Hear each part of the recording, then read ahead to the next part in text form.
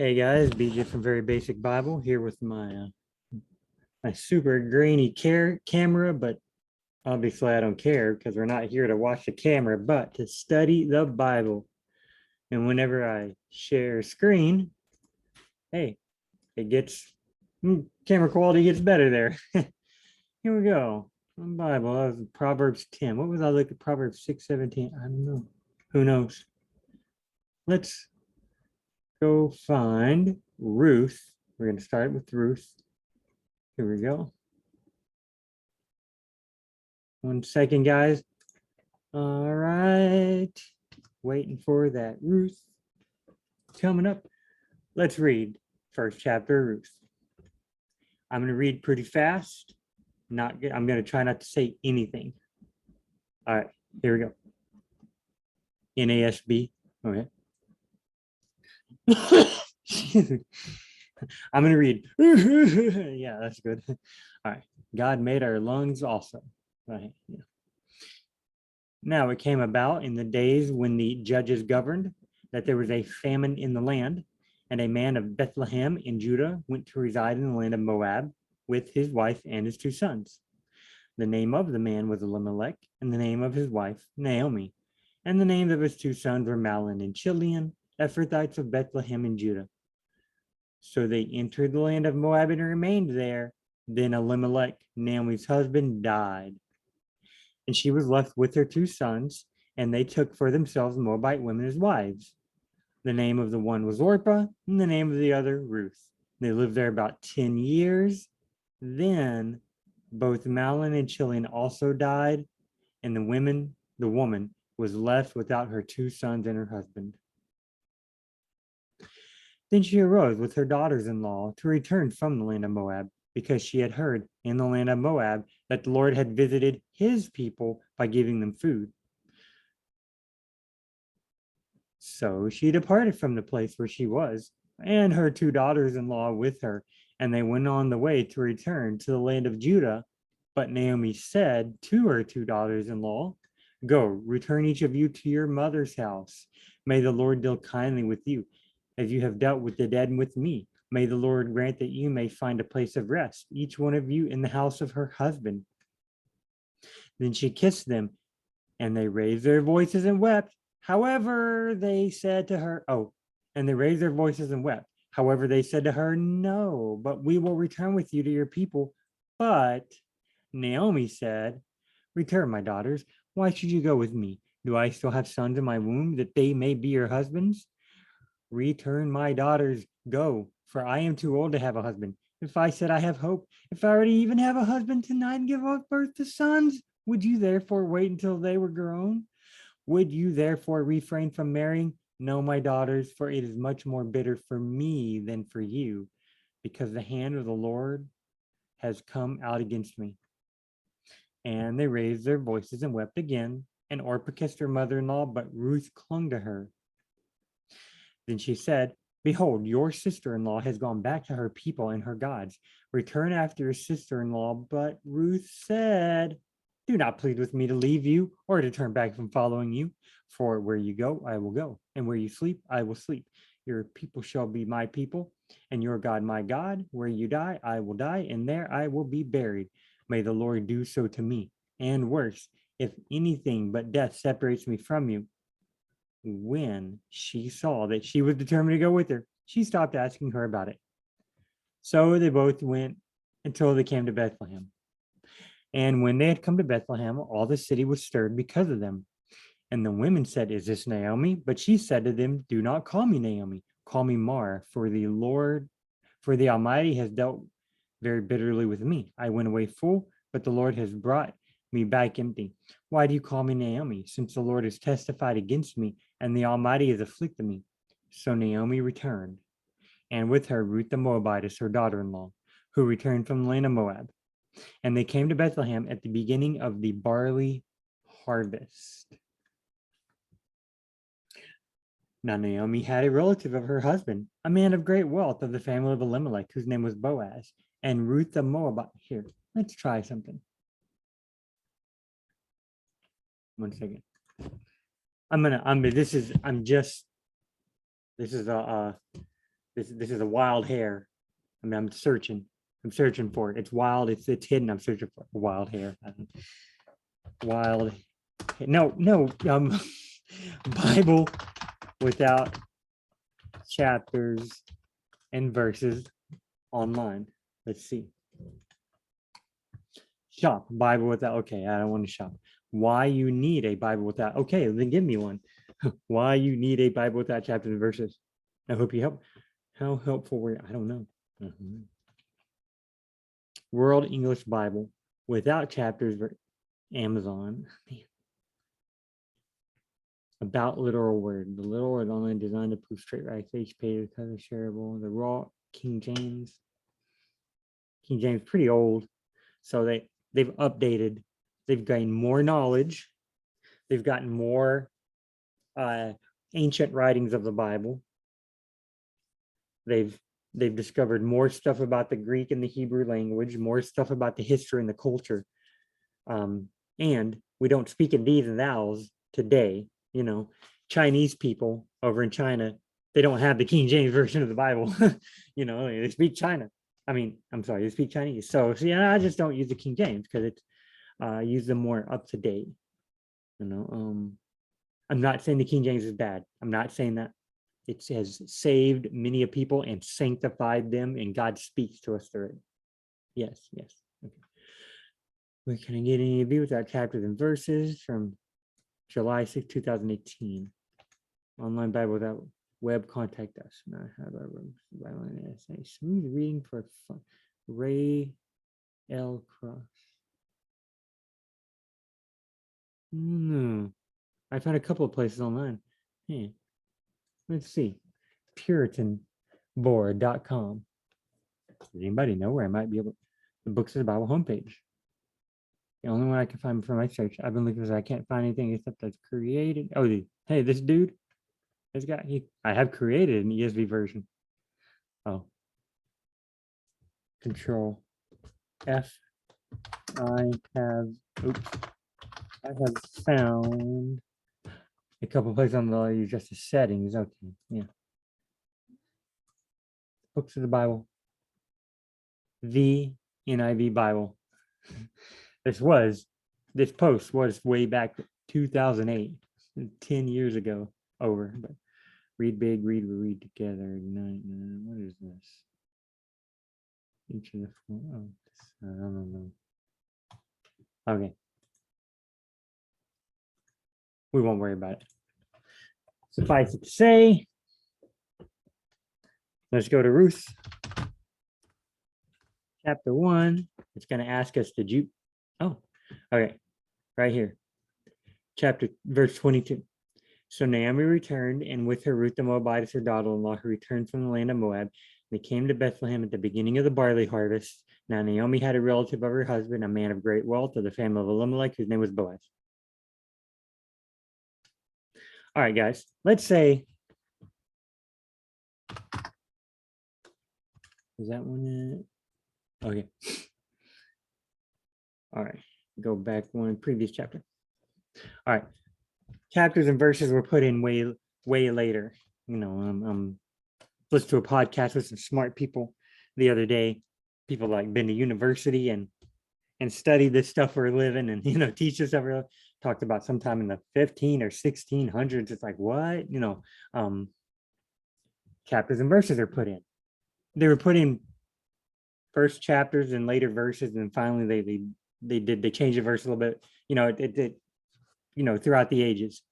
So they're obviously not there at first. So it came about all this stuff. Why do you think they have right here? There's a paragraph marker. That means next paragraph. Why not go to the next chapter?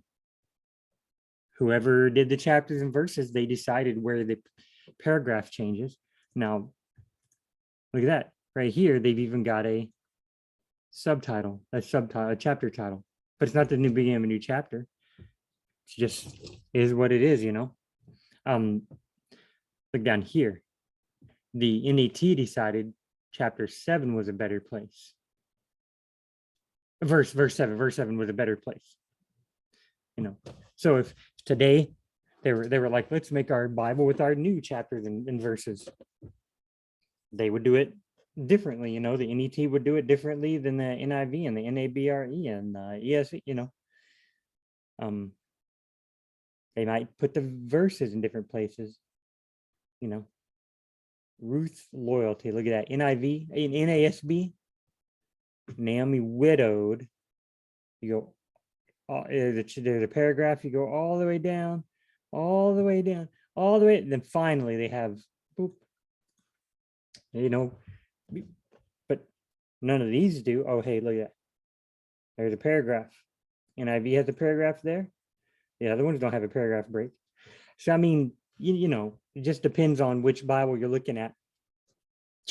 Chapters and verses are not inspired by God. They're not. They're not at all. I would think that this chapter, if we were to break it up into sections, should stop. Okay. Right here. Where's it at? Then both Mal and Chilian died, and also the woman was left without her husband, her two sons and her husband. Either there or this one. Okay. But maybe, yeah, somewhere around here. And that's what you see. That's what the other things have done, right? They split it up. The NET on verse 7, ESV on this sentence right here, verse 6, the NIV on verse, you know. So hey, they agree with me. All right. Then when you get down here, see Ruth's loyalty. I would go past that. I would go. So they both went. You see, this would be like chapter 2, maybe chapter 3, you know, break it up into shorter chapters and such, because now they're already going back to the town and such. So why do they break up between chapter 1 and 2 here? Whoever put the chapters in, I forget. I've heard the names before of the people who did it, or the person who did it. I don't recall. Whoever did it for these, whoever made like we use the chapter here. Why do you think they did it? Probably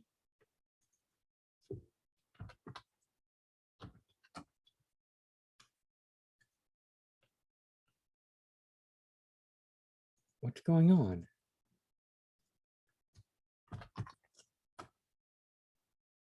Okay, I see. They probably switched it right here because it stops talking about the ladies. Stops talking about the family of Naomi. Well, directly, like Naomi, her husband, and here it says Naomi had. Well, I guess it is still her family. They introduce a new character, Boaz. They've been talking about Ruth for a pretty long time, and suddenly they introduce Boaz. They think that's a good change of scene, I guess. So instead of this,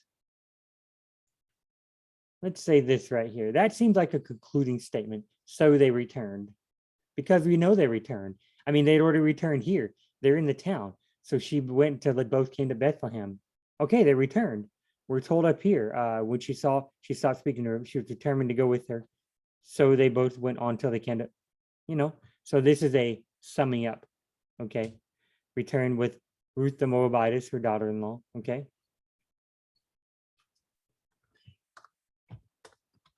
So they, you know, then this, so that seems like a summing up. This seemed like, so okay, so they returned. But now Naomi had a relative of her name. Oh, a new guy. Wait, Naomi had a relative of her husband? Kicked my desk. Like we talked about previously, hey, a relative of Naomi's husband. Naomi's husband passed away. She's supposed to marry the next closest relative to have kids. She already had 2 boys. So she doesn't need to marry somebody to have, but then they died without any offspring. Sticky situation in a society where everything, the family name, the family land, all the possessions and such, the tribe itself, when everything passes down from son to son to son to son, whenever you have two sons that then don't have sons of their own, what do? I mean, find you another relative, right? Right? But Naomi has already had sons. So can she find her another relative, get married, have sons? The sons go with Ruth or somebody else and have her offspring. She talked about how old she was and such. But there's a guy, a husband of great wealth, Elimelech, you know. We'll see how this plays out. But we went straight from chapter. We're talking about like you could see where the transition is between verses 1 and 2, chapters 1 and 2, between chapters 1 and 2. Yeah. So, all right, guys. Ruth the Moabite said to Naomi, "Please let me go to the field and glean among the ears of grain, following one whose eyes I may find favor." And Naomi said to Ruth, "Go, my daughter." Okay. Remember, we've talked about a lot of this stuff already. So I'm going to highlight some stuff, mostly with my voice. Whenever I highlight with a mouse, this thing pops up and, so please let me go to the field or a field. Please let me go and glean in the field of anyone who will allow me. Over here in the NABRE. The field, anyone, okay, maybe. Let me go to the fields and pick up the leftover grain. So just some fields. Let me go out into the harvest fields. Translated literally, I've heard that a lot of words have the direct, please let me go to the place. I'm going to do the thing. This is the person. When it often doesn't mean the place or the person. I'm told, Hebrew is written that way. And I believe Greek is kind of written that way. Ancient languages are different from English. They're written that way. So if we translate it direct word from Hebrew to English, it's going to say the field when it might not mean the field. Like what field? Like there's a field over there everybody knows about. There's 5 or 6 fields, but there's that one field everyone knows about. So whenever Ruth says, "Hey, I'm gonna go to the field," Naomi knows she means that one special field. Probably not. Probably more like over here. Let me go out into the harvest fields. Let me go into the fields. That's why the more thought for thought over here, word for word. You're trying to get the exact words here. What was the author thinking? What would the ancient people reading it, what would they have heard? They would have heard these exact words, but what thoughts would have come to them? They would have thought, "Oh, she's going to the fields." Yeah, the thought for thought, word for word, NASB. Over here, NLT. Most the big time thought for thought is the NLT. All right, so please let me go to the field and glean among the ears of grain. Following one whose eyes of my fond favored, she said to her daughter, "Go, my daughter." So she left and went and gleaned in the field after the reapers. She happened to come upon the portion of the field belonging to Boaz, who was a family of Elimelech. Now behold, Boaz came from Bethlehem and said to the reapers, "May the Lord be with you." And they said to him, "May the Lord bless you." Then Boaz said to the servant who was in charge of the reapers, who is this young woman, and the servant in charge of the reapers, she is the young Moabite woman who returned with Naomi from the land of Moab. Remember that? They returned. Yeah. And she said, "Please let me glean and gather after the reapers among the sheaves." So she came and has remained from morning till now. She has been sitting in the house for a little while to rest, I guess. Then Boaz said to Ruth, "Listen carefully, my daughter. Do not glean in another field. Furthermore, do not go out from this one, but join my young women here. Keep your eyes on the field which they reap and go after them. Indeed, I have ordered," I'm sorry, I'm scratching my, "Indeed, I have ordered the servants not to touch you. When you are thirsty, go to the water jars, vessels, okay, and drink from what the servants draw." Then she fell on her face, bowing to the ground, and said, "Why have I found favor in your sight that you should take notice of me, since I'm a foreigner?" Boaz replied, Only second death of your, I'll just kidding. Boaz replied to her, all that you have done for your mother-in-law after the death of your husband has been fully reported to me, and how you left your father and your mother and the land of your birth and came to the people that you did not previously know, because she's a Moabite. May the Lord reward your work, and may your wages be full from the Lord, the God of Israel, under whose wings you have come to take refuge. Then she said, I have found favor in your sight, my Lord, for you have comforted me, and I have indeed spoken kindly to your servant, though I am not like, for you have comforted me, and indeed have spoken kindly to your servant. The heart of your servant. At mealtime, Boaz said to her, come here, that you may eat of the bread and dip your peas. That's pretty cool. And in the vinegar, yeah. So she sat beside the reapers. The served her roasted grain, because they've been reaping all day, right? She ate and was satisfied. Okay, here we go. When she got up to glean, so after dinner, I guess. When she got up to glean, this could be after dinner, or since they don't always write things in specific, perfect chronological order, this could be talking about a conversation Boaz had before dinner. Because if they go have dinner, dinner is generally late in the evening, right? It's later. I'm not saying it's like 9 or 10 at night, but it's later in the evening, you know? It's not breakfast or lunch, it's later. After dinner, it could start getting dark, and she needs to go home, get inside that house. It's dangerous. I'm guessing Boaz's servants wouldn't be out in the dark. Boaz's women wouldn't be out in the dark. Only bad things happen in the dark. They didn't have street lights, obviously. They didn't have flashlights. There were no police to protect people. There was private property, but it wasn't as good as well monitored. You know, they didn't have barbed wire fences and stuff. People generally went inside at night. It's dangerous. So when she got up to glean, Boaz commanded his servants, saying, let her glean even among the sheaves. Do not insult her. Also, you are to purposely slip out for her some grain from the bundles and leave it so that she may glean, and do not rebuke her. You are to purposely slip out for her some grain from the bundle. So just let some grain fall so that she may glean. So she may glean. I mean, what does glean mean? A lot of you probably, let's do this. Some of you might know, but maybe not. All right.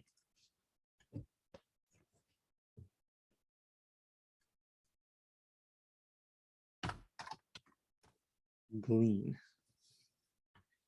Various laws. Full chapter. The Lord spoke to Moses, saying, speak to all the congregations of the sons of Israel, say to them, you shall be holy, for I, the Lord your God, am holy. Every one of you shall revere his mother and father, and you shall keep my Sabbaths. I am the Lord your God. Do not turn to idols and make for yourselves cast metals of God. I am the Lord your God. Now when you offer a sacrifice of peace offerings to the Lord, you shall offer it. And let's keep going. Eat it all day, consequently be cut off from people. Oh, right here. Now when you reap the harvest, Control F, reapers, harvest. Oh, come on now. Harvester, behind the harvesters of the reapers. See, look, word for word, reapers. More thought for thought, they're trying to get us to understand what they would have understood. Harvesters.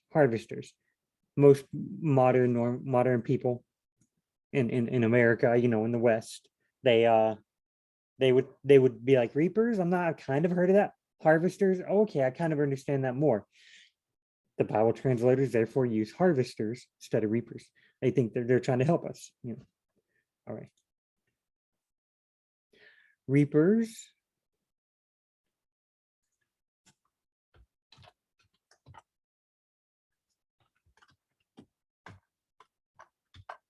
Whole words. Until they have finished all my harvest. Until the entire, stay with the harvesters until the entire harvest is completed. So over here, when you reap the harvest of your land, that's what they're doing right now. They're reaping the harvest they're picking up the harvest of their land to reap, to go out and take the harvest. Because look down here, Where is it at? In mealtime. Oh, let her glean even among the sheaves. Okay. You are to purposely slip out for her some grain. So if they're harvesters and she's following them and they're purposely letting grain slip out, they're going out to the fields, picking up the grain, just like a regular farmer would nowadays. Nowadays they use big, huge tractors, right? Things called combines, I think. Nowadays they don't do it by hand, mostly, but back then they didn't have those machines, so they do it by hand. The purpose to let some fall. So when you reap, whenever you go and pick up the harvest, it was the beginning of the barley harvest. Remember, it was the barley harvest. She's out there. Let's read a little bit more. Where was it at?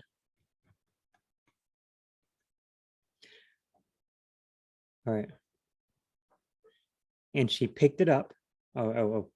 So she gleaned in the field until evening.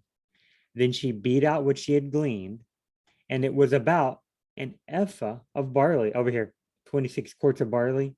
Right here. It came out about 30 pounds of barley. She got a lot. She's walking behind the harvesters. The harvesters are dropping grain, and she's picking it up.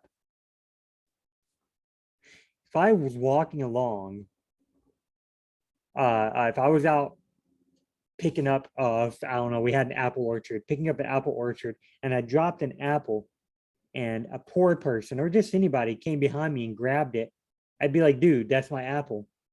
What are you doing with it? Boaz was like, hey, let some of the grain fall out so she can grab it. And she did. She beat it out, what she gleaned. She grabbed what had fallen out. The harvesters pick it all up. Okay, BJ goes to the orchard. It's putting apples in his basket. Some apples fall. So I'm harvesting the apples. Some fall out.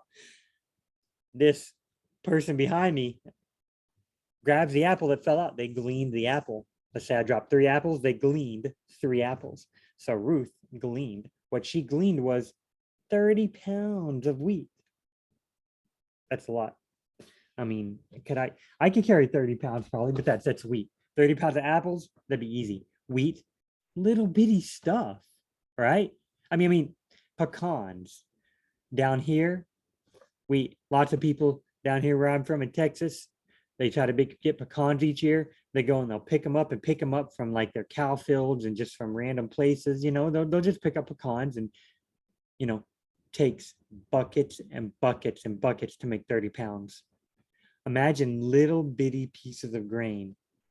You take the stalks of grain, you beat it to get the non-edible stuff off.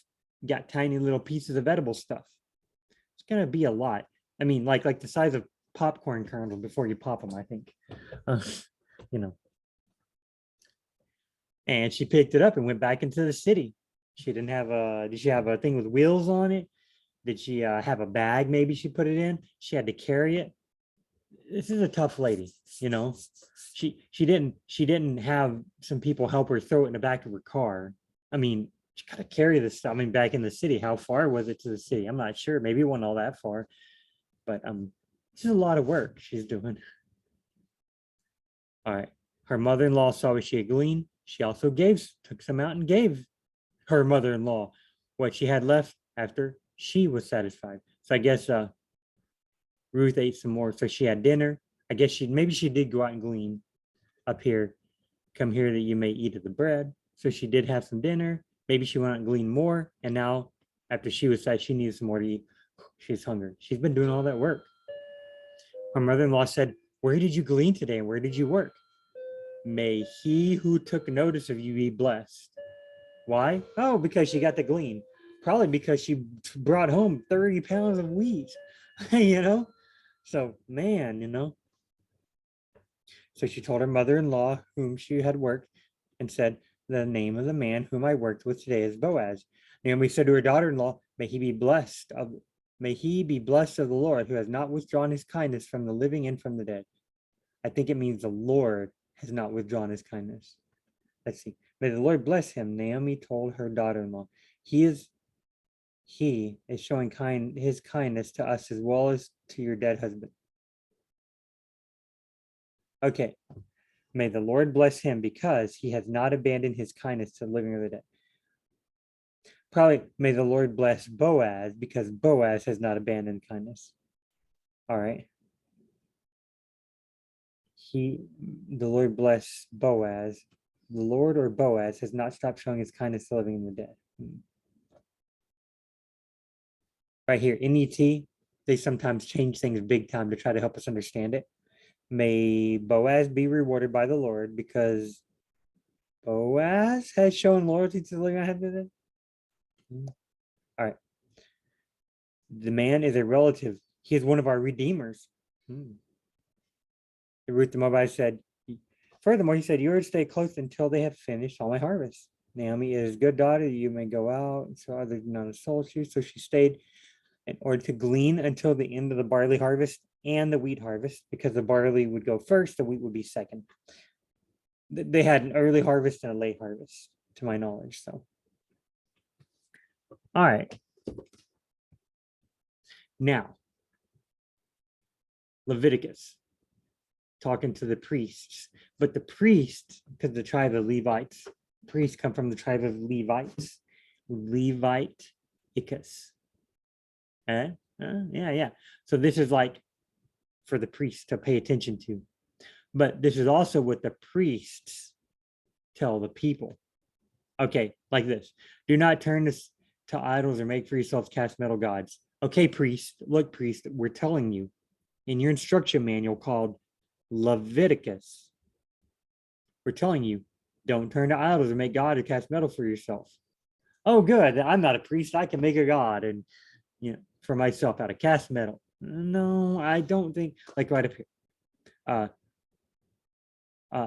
When you offer a sacrifice of peace offerings to the Lord, only priests offer peace sacrifices. I ain't got to offer no sacrifice. No, everybody had to offer sacrifice. Everybody could offer peace offerings. So to all the people. Right here, priests generally did. I don't think they ever went out to the fields. They're always doing temple stuff. So for a fact, if this is talking about vineyard or your harvest, it's definitely not talking to priests because they didn't do that stuff. Now, when you reap the people, when the people reap the harvest of your land, so the priests are telling this to the people. The priests are told this, and the priests go out and teach the people. You reap the harvest of your land because everybody did it. Everybody, that's what they did. That was life back then. It would be like saying to us today, if you live in America, it'd be like saying to us today, when you go to buy school supplies, everybody does. Everybody goes to buy school supplies, right? Or at least, especially at the beginning of the school year. I mean, it's just normal every day. When you go to fill your car with gas, everybody fills a car with gas. Now, some people don't have cars, young people, older people who don't have enough money. Some people don't want cars, but it's a normal, common, everyday thing. Nobody would look at you and go, wait, cars? What are you talking about? Here in America, I don't know how it is in other countries. I assume, I see movies. I assume other places they drive cars and stuff. We went, on a honeymoon to Jamaica and some places, and they had vehicles. And kind of like saying today, when you go to the store to buy your stuff, it's just everyday stuff. Everybody does it, everyday stuff for them. When you reap the harvest of your land. Okay. So when you do that, you shall not reap to the very edges of your field. Don't reap to the very edges. Like walk, like the black bars on either side of mine. There's a black. So I'm reaping. And I stop. Don't go to the edge. Okay, I'll reap to the top or no, stop. Don't go to the edge like that. Like reap all the way until 3 feet. Or hey, don't reap until the edges and just use common sense, And I don't know. We don't. Okay, so leave stuff on the edges, like don't reap as much on the edges, maybe. I mean, it says don't reap like the very edges, like the 1 inch space. That'd be silly, you know. What if they don't plant stuff there? Or if they don't plant stuff on the edges, you know, they try and trick God. Hey, look at that. I got 20 feet of the edges I don't reap because you didn't plant anything there. You know, that'd be silly. Just a lot of common sense is required, obviously. You shall not reap to the very edges of your field, nor shall you gather the gleanings of your harvest. Remember, Ruth was going behind people and picking up grain. Gleaning, nor shall you gather the gleanings of your harvest. The gleanings are the pieces that you've picked up and they've accidentally fallen off. They probably went out with bags. Maybe they had giant baskets. Jesus does talk about bushel baskets. Don't hide your light under a bushel. That's a basket. Don't hide your light under a basket. Let it shine for all the light to see, all the world to see. Let your light shine for all the world to see. So maybe they went out with a basket. I don't know, a sack of made out of whatever material. Some people they hold their shirts out and you fill it with stuff. So if they got their sack, their basket, their carrying container, and they go to throw some right here when they're, nor shall you gather the gleanings. They go to throw some wheat in, some of the wheat or barley falls out. Don't leave it on the ground.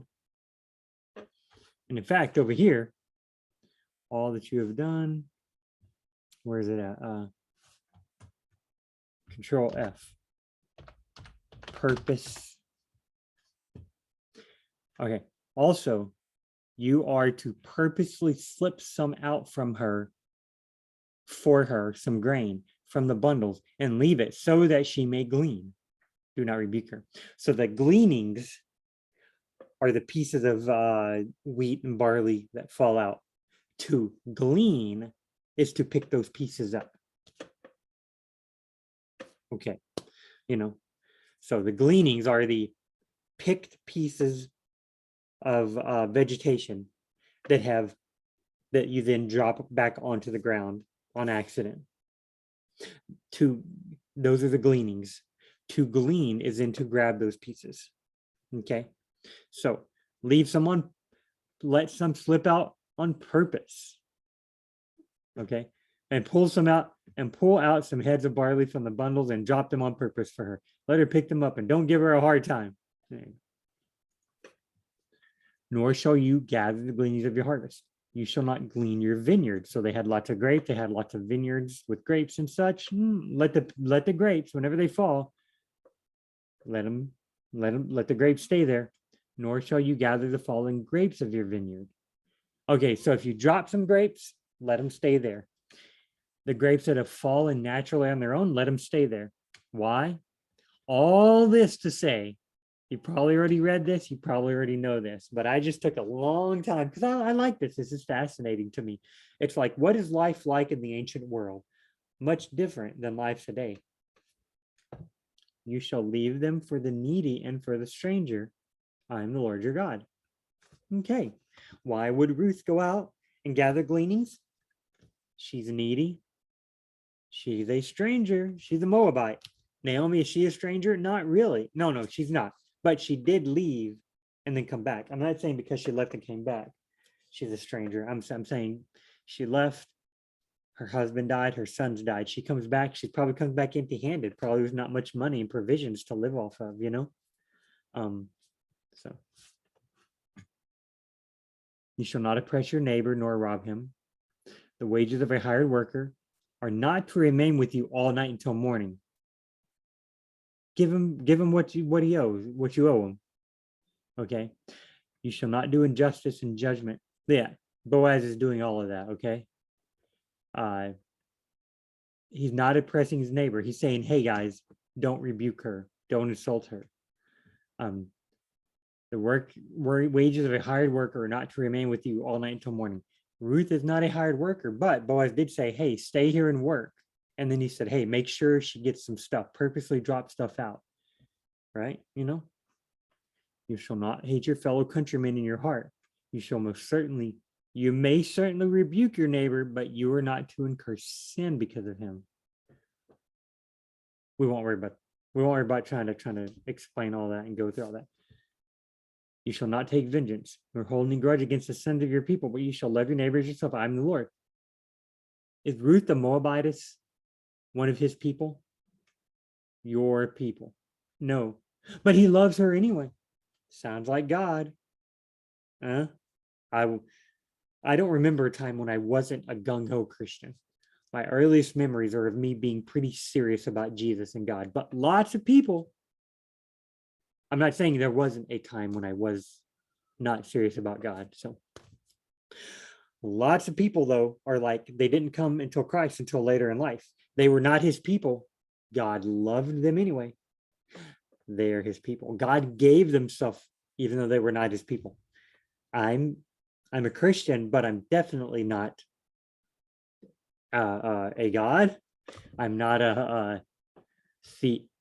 what do they call it? Theosis is becoming like God. That doesn't mean turning into God. No, but becoming like sanctification. I'm not entirely sanctified. I'm not entirely holy. God. I guess, where is it at? You shall be holy, for I, the Lord your God, am holy. Okay, I'm trying to be holy. I'm not entirely holy, but God still gives me love and grace. Pretty cool, huh? That's what Boaz is doing for Ruth. She's not an Israelite. She has professed God and became an Israelite by proxy. She said, I'll take on your religion. I'll be under your God. Your God will be my God. Your people will be my people. She said all that. So she's like, basically, hey, I'll be with you and follow your God and your religion, because they weren't separate. Today, if I'm an American, that doesn't mean I'm a Christian. Back then, if I was an Israelite, I was Jewish, period. That no such thing as separation of religion and ethnicity. If you were a Moabite, you were a Moabite, which meant you were that religion. You worship those gods. But now Ruth said, hey, I'm going to identify with an Israelite God. She was still a Moabitess by ethnicity and where she came from and grew up. But now she's an Israelite by religion, and she's taking on their ethical, cultural stuff. And God lets us do that. Pretty cool. Boaz is being holy as God is being holy. Pretty cool, huh? Shall not glean your vineyard. All right. Are there any other verses about gleaning? Here, up here. Oh, wait. Back. 19:9, 19:10. You shall not glean your vineyard. Okay. So Boaz doesn't have a vineyard. He might, but she's not in the vineyard. They came at the beginning of the barley harvest, not the grape harvest. All right. Full chapter, Leviticus 23:22, laws of holy days. Okay. Point of the first month for twilight. For 6 days, work may be done. What kind of work? Farm work, farm labor, building a house for yourself, doing trade and business with other people, selling them implements of wagons, bags for baskets, carts, donkeys, and grain and barley. I mean, everything had agrarian society, agrarian agriculture. Everything had everything revolved around farming and animal husbandry. Animals, goats, pig. No, not pigs. Pigs were unclean. Goats, lambs, bovine, cattle, everything back then. Okay. Seventh day, 6 days work may be done, but on the seventh day you were to rest. Okay.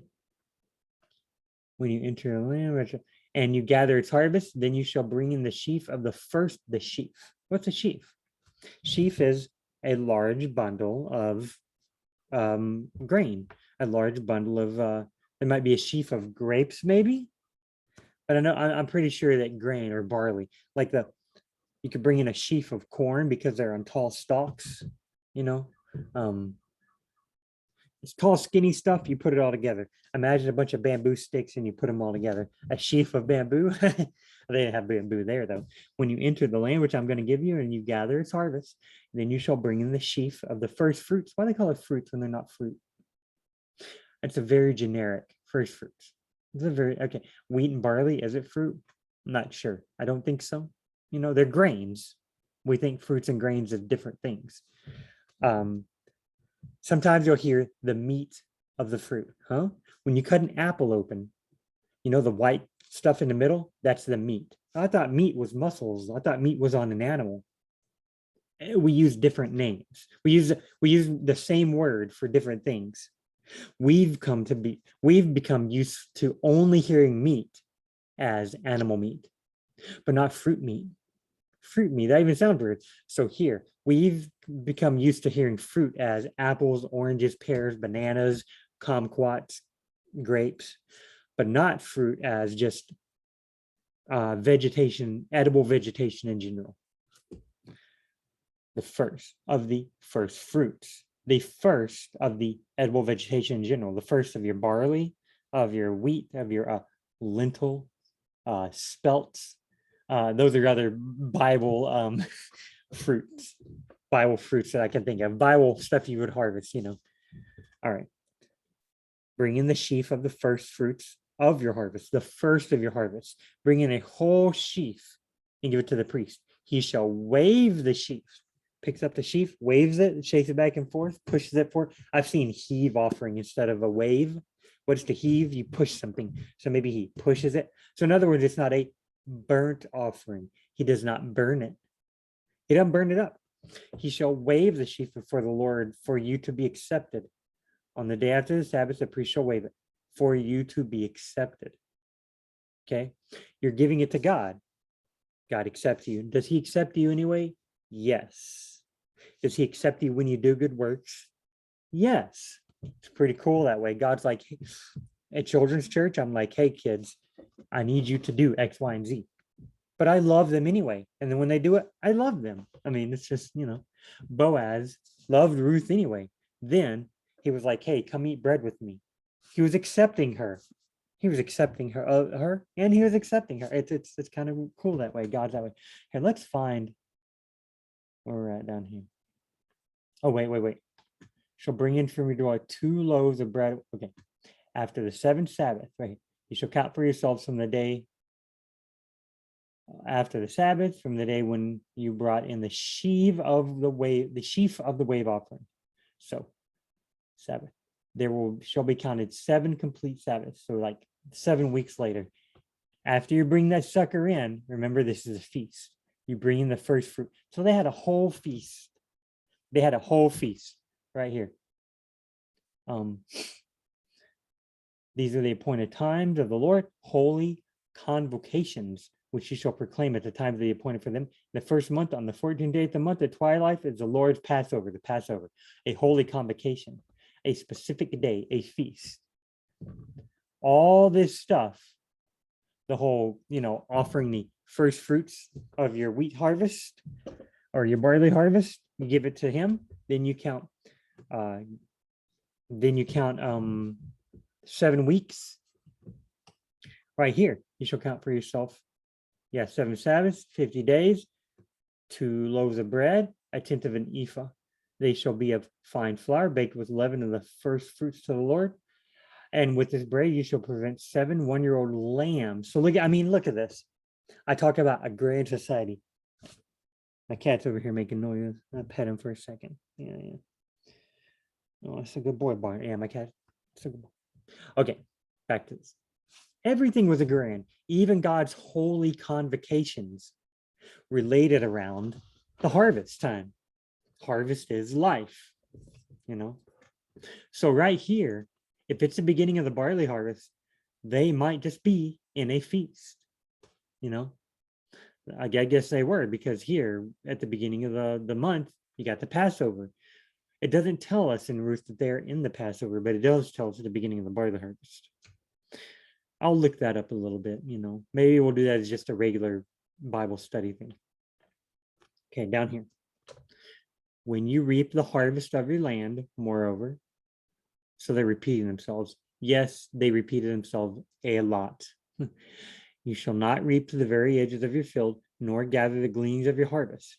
You are to leave them for the needy and the stranger.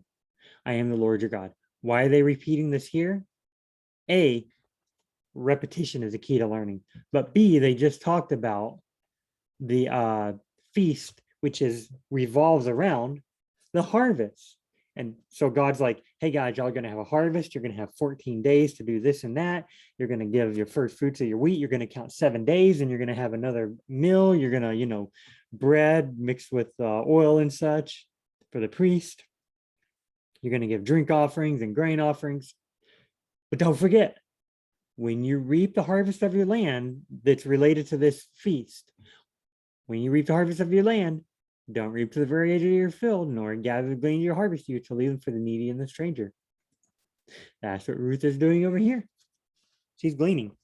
She's saying, hey, Leviticus, how does she know that? She was a Moabite. She doesn't have a law. How does she know that? She's from another country. The Israelites, Judah and Israel had the law. Moses gave the law to Israel. The Levites told the nation of Israel the law. They taught people in the nation of Israel. Ruth was a Moabite. She was born in Moab. She grew up in Moab. She lived in Moab all her life. Then she met these Israelite husbands. Hey, they died. She went back with the Israelite mother to Israel. Now she's there. She hadn't been there for very long. I mean, it says when they got there, it was the beginning of the barley harvest. Is this a week? Is this 2 weeks later? I mean, they had to eat. Probably the next day, or they were probably like, okay, we're here, we got no food, maybe they were begging, maybe somebody gave them food. It said the town was a buzz, they would have offered her hospitality, her and Naomi. But they did that back then, offered major hospitality. But she doesn't know about this. How does she know? Maybe Ruth told her.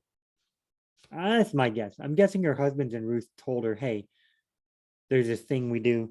Let me tell you about the law, because they were always supposed to be repeating it. They're always supposed to tell each other. In fact, let's see.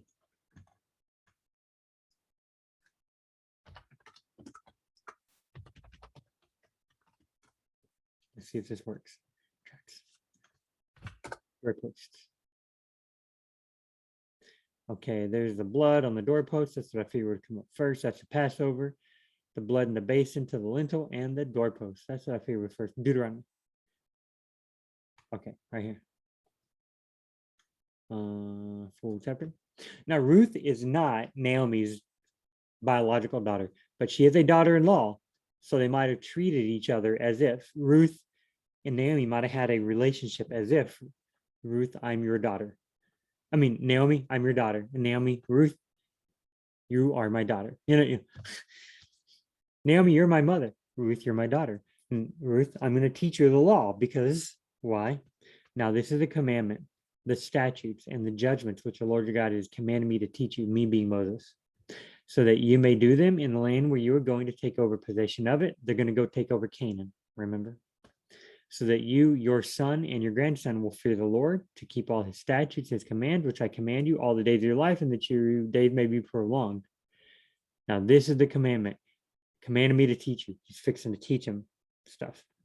Now, Israel, you shall be listen and careful to do them. Hey, these laws are important. Listen to them. Be careful. This is the commandment. You shall listen, be careful to do them, so it may go well for you, so that you may increase greatly, just as the Lord God hath promised you in the land flowing milk and honey. God said, hey, follow my laws. When you get in that land, it'll go well with you. Naomi, she's saying, hey, I want it to go well with me. She's already complaining that God is against her, right? She was like, God is taking stuff from me. The Almighty is taking stuff from me. So, I mean, she could have given up, but maybe she's saying, hey, I want God to do good stuff for me. I want it to go well for me. So I'm going to follow the law. I'm going to do what Moses said. I'm going to teach. I'm going to follow the commandments and such, okay? Coffee break. A little splash of water to get that sugar out of my teeth so they don't rot. Because I have had multiple surgeries on the teeth. Cost hundreds of dollars.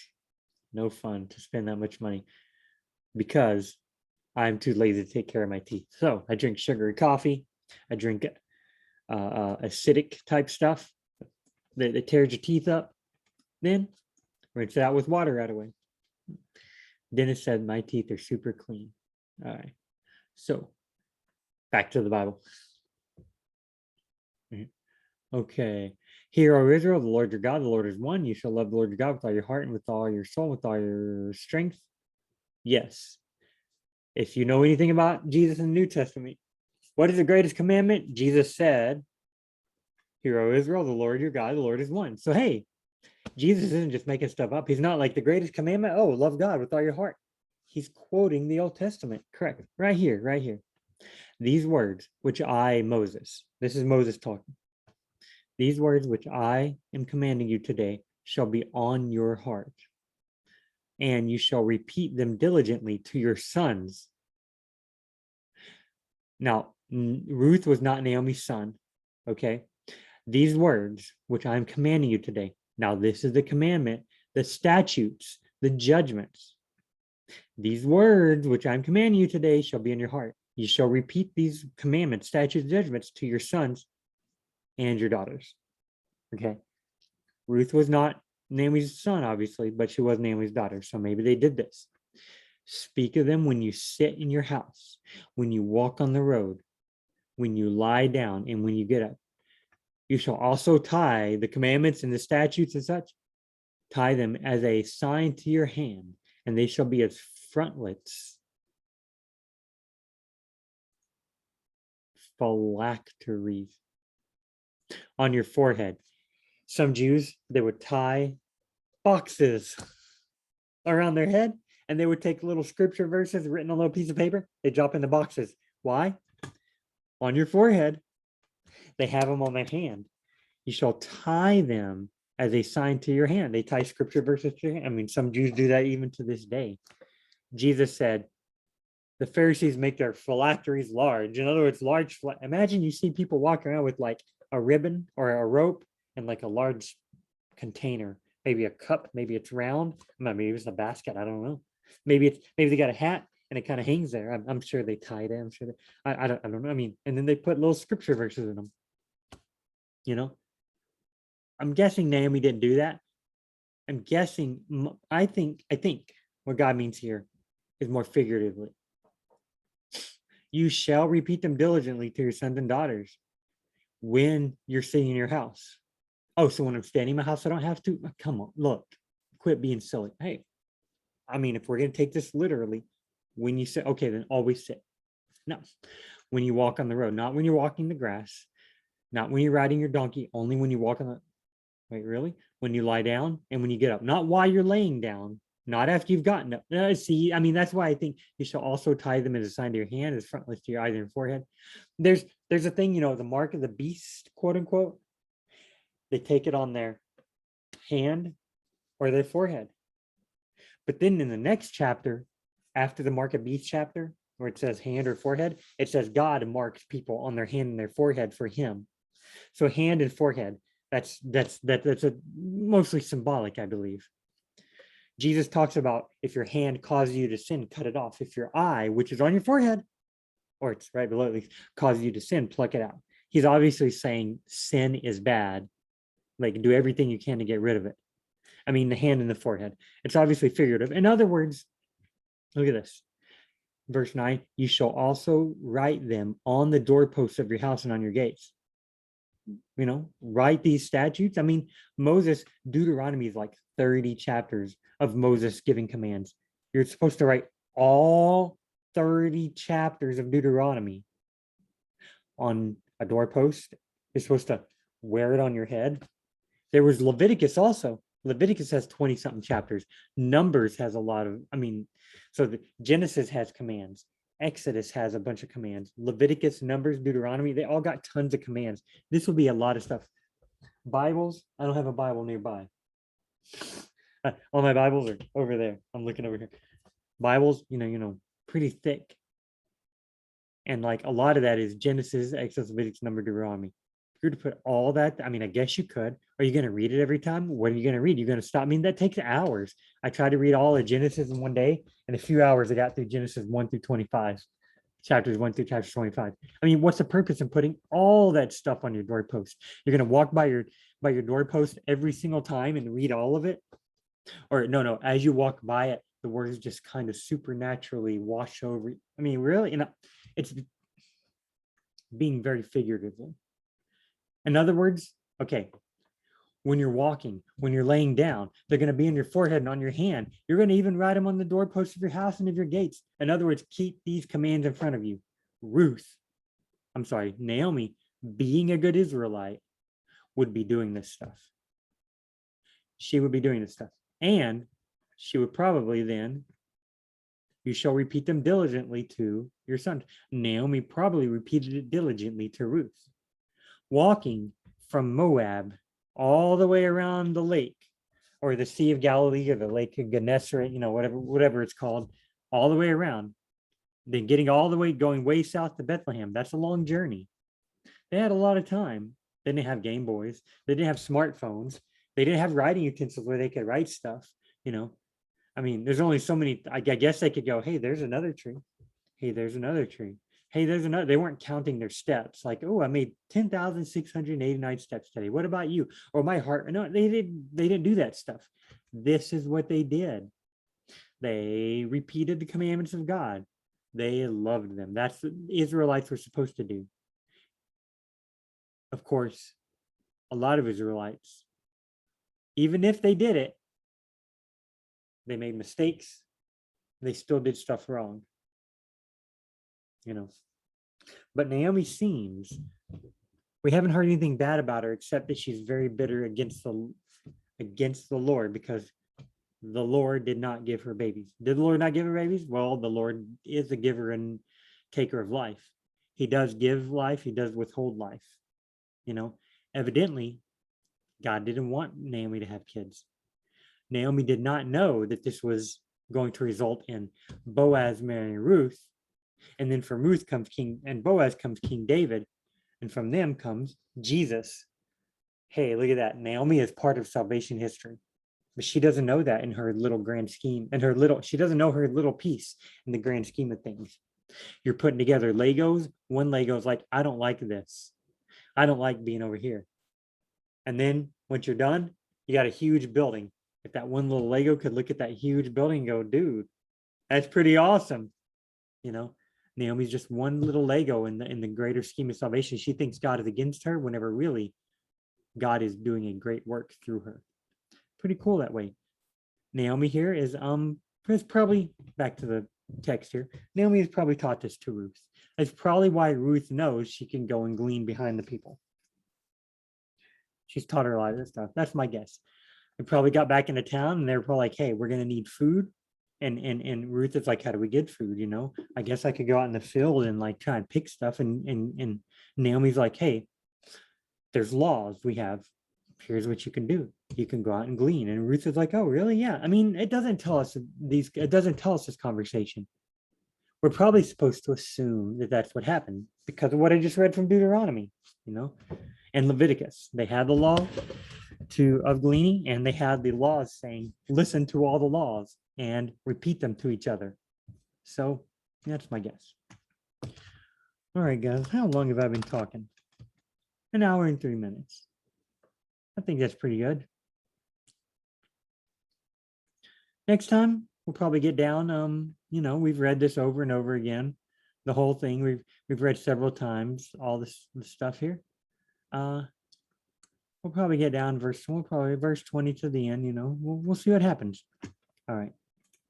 Now I've got to go and feed my mother-in-law's 3 dogs and 8, 9, 10 cats. Got to go feed them, give the dogs some pills, let the dogs go out. But I'm not going to be gleaning anything that the dogs leave behind. Oh, yeah. Sorry. No, they don't harvest anyway. That's just grass in the backyard. Harvest grass. I don't know. Okay, so I hope we learned a lot today. More and more every day. So if these are long and tedious and I'm just going rabbit trails, and BJ, you're not, remember, we do have shorter videos. But BJ, I've watched all those. Okay, I guess, until I make more. All right, let's pray. Lord God, Thank you for your loving kindness and your awesomeness to love us. Even when we were Moabites, you loved us. And whenever we as Moabites came and said, I will be with you, God, you accepted us. Thank you, Lord God. Me, I wasn't a Jew. I wasn't always a Christian, probably. There are lots of people who aren't always Christians, Lord, and then they came to you and said, God, I want to be a Christian. And you accepted them with open arms and showed them the love that you had already been giving to them. You accepted them, and then you were accepting of them. It's awesome, Lord. Thank you for dying on the cross and making this possible, Jesus. Thank you, Holy Spirit, for constantly being with us and teaching us all things. Amen. See y'all in the next video.